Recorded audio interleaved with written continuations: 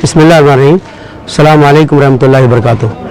बाबरी मस्जिद की जगह राम मंदिर थी और उसको राम मंदिर बनाने के लिए कोर्ट ने इजाज़त दे दी है, तो इस सिलसिले में ये फ़ैसला मुसलमानों को सख्त नागवार गुजरा, अफसोसनाक गुजरा। लेकिन कोई मुसलमान इसके ख़िलाफ़ नहीं बोले। क्यों? इसलिए कि मुस्लिम पर्सनल लॉ बोर्ड ने कहा था कि आप लोग अमन से रहिए, जो भी फ़ैसला आएगा हम मानेंगे। लेकिन सईदाबाद की ख़वातीन ने इसको मंजूर नहीं किया। इस फैसले के ख़िलाफ़ आज एक एहतजाजी तौर पर खुनूत नाज़िला दुआ पढ़ने का प्रोग्राम बनाया। अब जो है ईदगाह है, बग़ैर इजाज़त के ईदगाह के अंदर अक्सर प्रोग्राम होते हैं, तो इसी तरह से बग़ैर इजाज़त के प्रोग्राम रखा गया। तो पुलिस ने कहा कि बग़ैर इजाज़त के प्रोग्राम, और ये हाल माहौल हिंदुस्तान के अंदर बाबरी मस्जिद राम मंदिर के सिलसिले में टेंशन का है, आप लोग मत पढ़िए।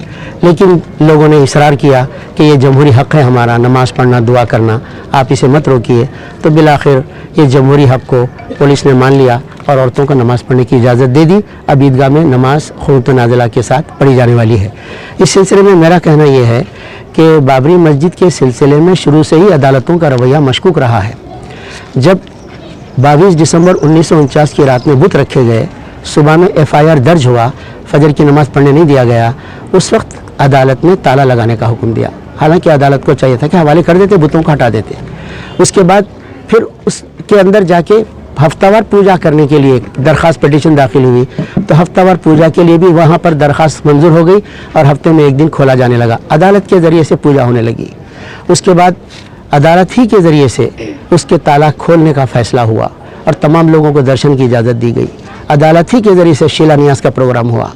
अदालत ही के ज़रिए से उसके इलाहाबाद हाई कोर्ट के फ़ैसले से 3 टुकड़े करके एक टुकड़ा मस्जिद को बग़ैर रास्ते के दिया गया और अदालत सुप्रीम अदालत के ज़रिए से उस मस्जिद की जगह मंदिर बनाने के लिए फ़ैसला सुप्रीम कोर्ट ने कर दिया।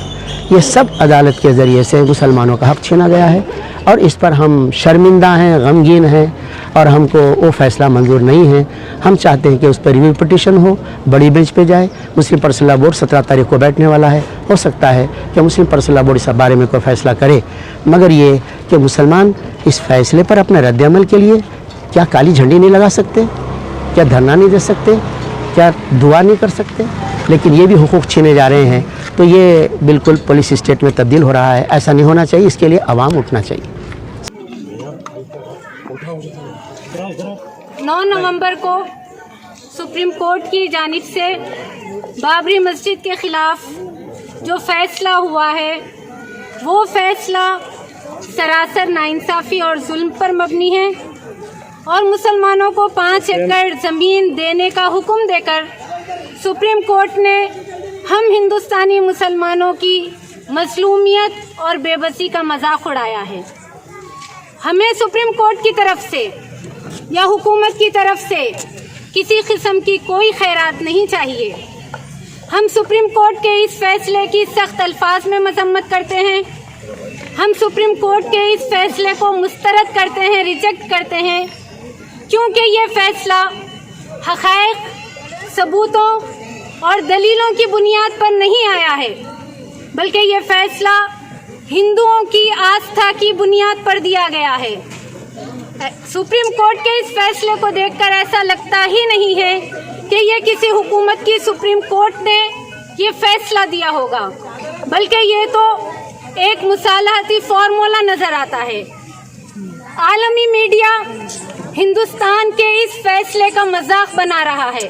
हिंदुस्तान की जमहूरियत पूरी दुनिया में एक तमाशा बन गई है और ये उसने साबित कर दिया है सुप्रीम कोर्ट ने ये फैसला देकर कि वो हिंदू दहशतगर्दों और इंतहा पसंद हुकूमत के सामने उसने अपने घुटने टेक दिए हैं।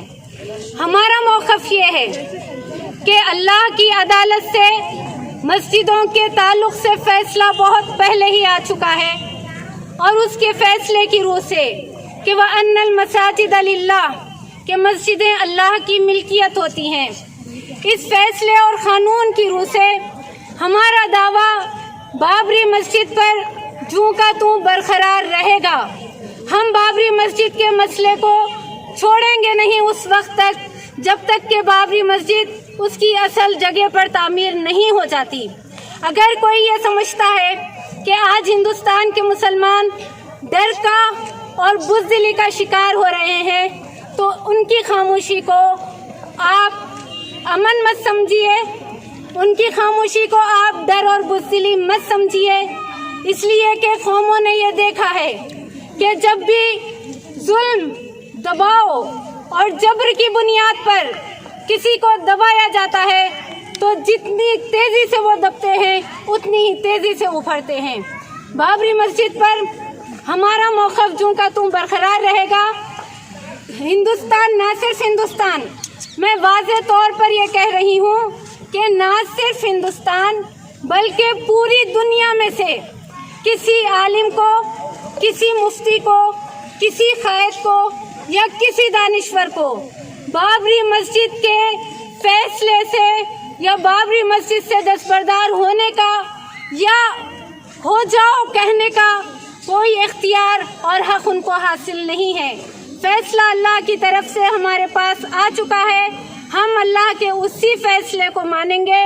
और अगर 5 एकड़ ज़मीन तो क्या, अगर सारे हिंदुस्तान को भी मस्जिद बना देने की पेशकश कर दी जाए तो इस पेशकश को हम ठुकराते हैं। बाबरी मस्जिद की ज़मीन के 1 इंच से भी दस्तबरदार होने के लिए हम तैयार नहीं हैं। और आखिर में मैं ये कहना चाहूँगी कि मुल्क की जो 3 बड़ी तंजीमें हैं, मुल्क की जो 3 बड़ी मजहबी तंजीमें हैं, जमात इस्लामी हिंद, जमीयत उलमाए हिंद और जमीयत अहले हदीस, उनकी नाअहली, उनकी बुज़दिली की वजह से आज हम ख़वातीन को बाहर निकलना पड़ा है ताकि हमसे जो हमारा हक़ छीन लिया गया है उस हक़ को वापस लेने की बात करें। और मैं आपसे ये भी कह देना चाहती हूँ कि ये मुसलमान जो डर और खौफ की बुनियाद पर आप ये समझ रहे हैं कि ये खामोश हैं, तो ये हुकूमत की, रियासती हुकूमतों की, मरकज़ी हुकूमतों की एक बड़ी नरी हिमाकत होगी अगर कोई ये समझ ले। इसलिए कि जबर और खौफ की बुनियाद पर जो दबाया जाता है तो आप समझ नहीं सकेंगे कि हमारे दिल में इस फैसले को लेकर जो गुस्सा, जो गम और जो नाराज़गी और जो इस्तिराब हमारे दिलों में पनप रहा है वो क्या शक्ल इख्तियार करेगा आइंदा मुस्तक़बिल में, इसका शायद किसी को अंदाज़ा नहीं है। मैं एक मर्तबा फिर वाज़ेह तौर पर ये अपना मौक़िफ़ दोहरा रही हूँ कि बाबरी मस्जिद मस्जिद थी, मस्जिद है और मस्जिद ही रहेगी। यही हम मुसलमानान हिंद का अटल मौक़िफ़ है। इससे हमें कोई फैसला, कोई दबाव, कोई जुल्म हटा नहीं सकता।